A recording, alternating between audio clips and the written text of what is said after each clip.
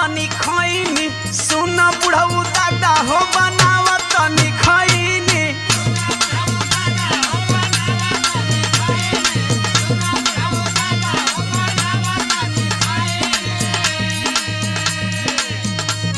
अरे बता तोहर वाली बड़ की चुनौतियाँ का भयल जे ए दादा बताई।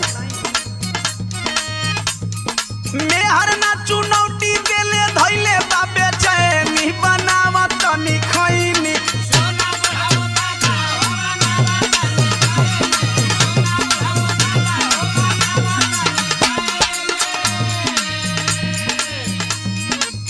यहाँ का अर्थ हुआ हो?